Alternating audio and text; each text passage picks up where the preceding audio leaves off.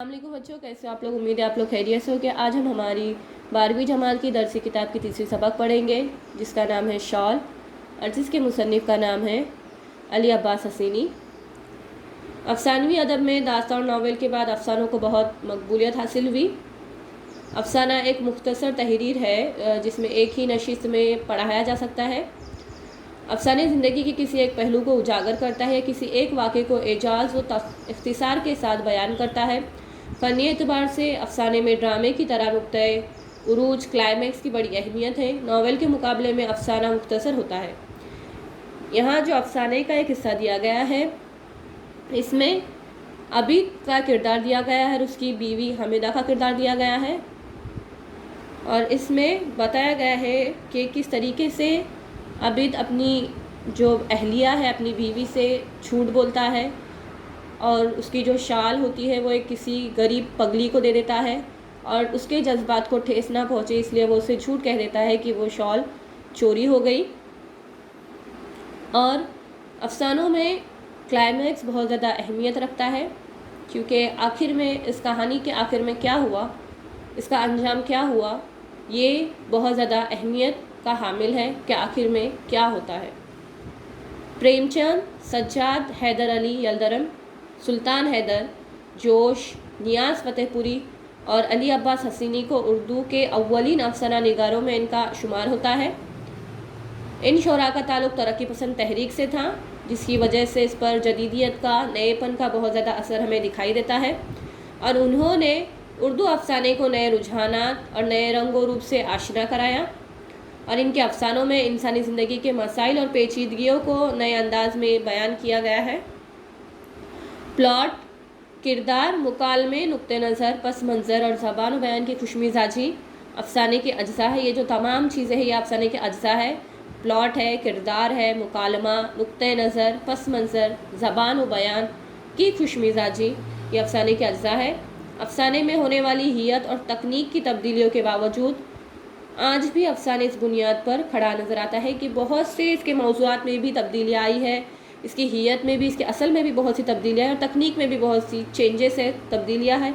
इसके बावजूद भी जो अफसाना है आज भी अपनी बुनियाद पर खड़ा नज़र आता है, जिसकी दाग बेल, जिसकी बुनियाद 100 बरस पहले प्रेमचंद ने डाली थी। इंसान के लिए लाजमी है कि हमेशा सच बोले।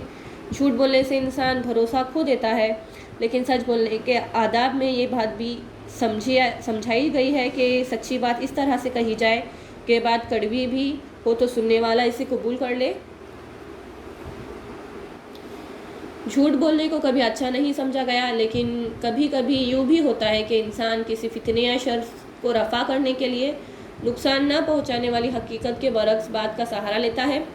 इसी अफसाने के मरकज़ी किरदार को ऐसी ही एक सूरत हाल पेश आती है और अफसाने का अंजाम भी निहायत चौंका देने वाला है।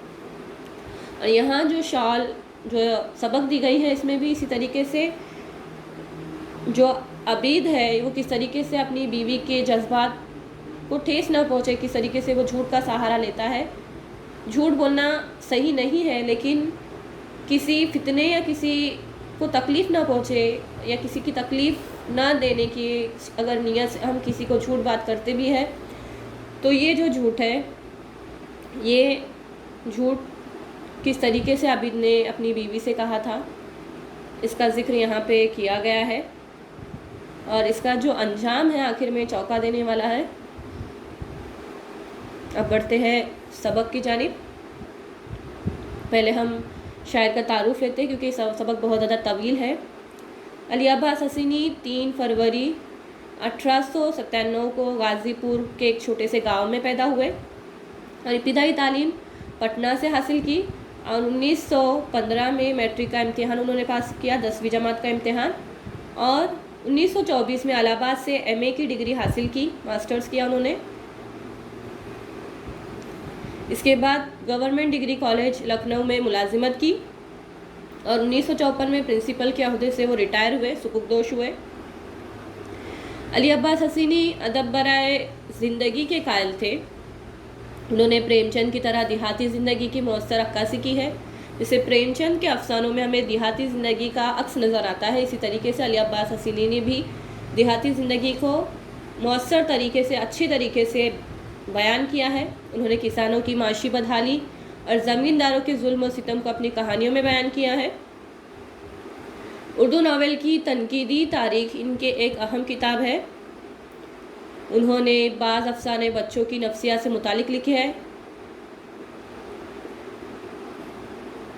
रज़ी के तन्हाई, बासी फूल, कांटों में फल, उलझे धागे वगैरह इनके अफसानों के मजमूए हैं।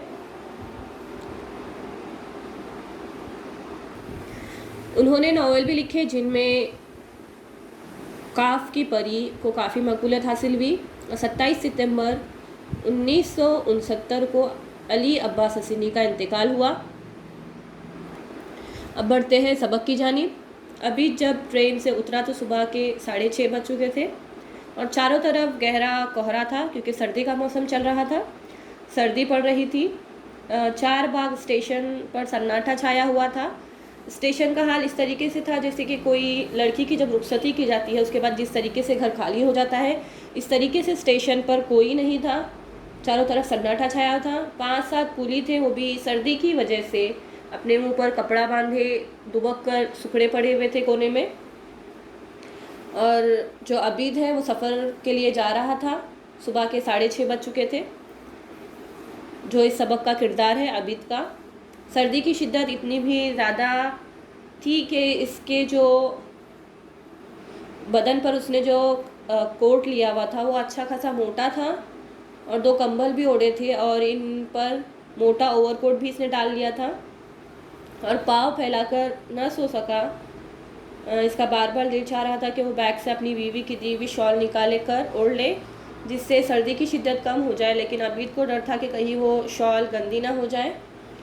अभी जब सफ़र के दौरान जा रहा था तो सर्दी बहुत ज़्यादा थी। उसने अपने साथ कपड़े भी लिए थे, कंबल भी लिए थे, इसके बावजूद भी सर्दी लग रही थी। तो अबीद ने सोचा कि मैं मेरे जो बीवी ने जो मेरे साथ शॉल दी है मैं निकाल के ओढ़ लूँ, लेकिन उसका दिल ना चाहा क्योंकि जो वो शॉल थी उसकी बीवी को बहुत ज़्यादा अजीज़ थी।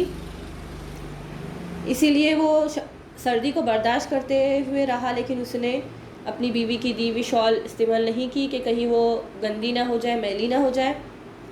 अबीद की बीवी हमीदा, ये शॉल उसे बहुत ज़्यादा पसंद थी और बहुत दिनों से इसकी ख्वाहिश थी कि इसके पास एक ऐसी खूबसूरत शॉल हो और वो इतनी अच्छी हो जैसे कि किसी के पास ना हो। अबीद अप्रैल के महीने में जब अबीद जश्न बहार के मुशायरे में शरीक हुए थे तो उन्होंने अपनी अहलिया के लिए श्रीनगर से एक खूबसूरत शॉल लाई थी और उन्होंने शहर की सारी दुकानें छान मारकर अबीद ने ये शॉल हमीदा के लिए ख़रीदी थी। इस शॉल के किनारों पर चौड़े हाशिए थे और बहुत उम्दा और नाजुक काम बनाया था और बीच वाले हिस्से में हर तरह के फूल खिले थे। गुलाब, लाला, बनफशा, नरगिस, सेवती और सोसन, कंवल, कोसा। और इस खूबसूरत शॉल को देखकर हमीदा बहुत खुश होगी। इसके गालों पर सुर्खी दौड़ जाएगी, इसके आंखों में चमक आ जाएंगी और वो इसे ओढ़कर आप शर्माएंगी। ऐसा हमीद सोचता है कि उसे बहुत खूबसूरत एक शॉल चाहिए थी और हमीद ने उसके लिए ख़रीदी थी श्रीनगर से जब वो मुशायरे के लिए वहाँ गया था। और जब अबीद लखनऊ पहुँचा और घर में दाखिल होते ही इसने ये खूबसूरत शॉल अपनी बेगम को दी, हमीदा को। हमीदा के कंधे पर डाल दी और तो इसके सारे ख्वाब सच हो गए। वो बौखला भी गई और मुस्कुराई भी और खिलखिलाती हुई और बुलबुल की तरह चहक भी उठी। हमीदा ने इसे शीशे की अलमारी में रखा और इसमें मजबूत कुफल डाल दिया। यह अलमारी कंजूस के दिल की तरह हमेशा बंद रहती थी। इसके शीशे दिन में 2 दफ़ा साफ़ किए जाते थे। अबीद ने कई बार हमीदा को टोका, शाल ओढ़ने की चीज़ें परस्तिश की नहीं, अभी गर्मियाँ हैं, इसीलिए इस बार निकाल कर 2 बार धूप में सुखा दो। ऊनी शॉल है, कहीं कीड़ा वीड़ा ना लग जाए। क्योंकि ये शॉल ऊनी थी इसलिए हमीद कहता है कि तुम अपनी जो शॉल है उसे क्यों हमेशा कांच की अलमारी में संभाल कर रखती हो, इसे इस्तेमाल भी कर लो। ये ऊनी शॉल है, कहीं कीड़ा वीड़ा ना लग जाए। और हमीदा उसका जवाब इस तरीके से देती थी कि तुम्हें अच्छा कैसे लगता है कि ऐसी नौसत बड़ी बातें तुम मेरी शॉल के लिए कर रहे हो, और मैं ये शॉल को कीड़ा वीड़ा कैसे लग जाएगा, मैं इसे दिन में 2-3 बार देखती हूँ और कोई कीड़े की क्या मजाल कि मेरे शॉल के पास फटके। और अभी की ताज्जुब की इंतहा न रही जब वो कड़ाके की सर्दी में सफ़र पर रवाना होने लगा और होल्डर में बिस्तर रखा। दोनों को याद आया कि इसके सफ़र के लिए कोई गर्म चादर नहीं है, और अबीद ने जो नया लिहाफ बनवाने के लिए दिया था वो भी तैयार ना हो सका। हमीद थोड़ी देर सोचने लगी। हमीदा फिर झट से अपनी चहेती शॉल निकाल लाई। अबीद ने कहा कि मैं तुम्हारी शॉल नहीं ले जाऊँगा, सफ़र में मैली हो जाएगी, मगर हमीदा ना मानी। इसने शॉल इटाची केस में रख दी।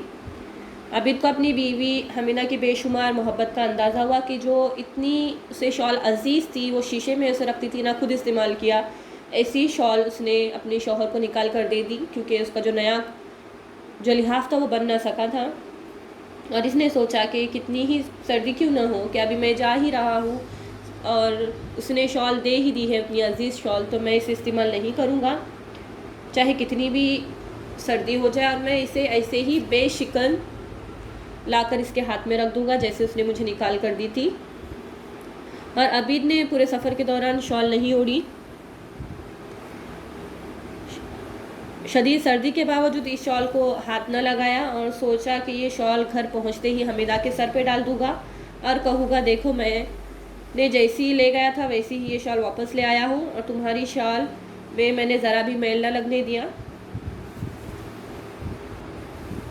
बच्चों, ये सबक तवील होने की वजह से बाकी का जो इक़्तिबास बचा हुआ है ये आपको दूसरे वीडियो में दिया जाएगा।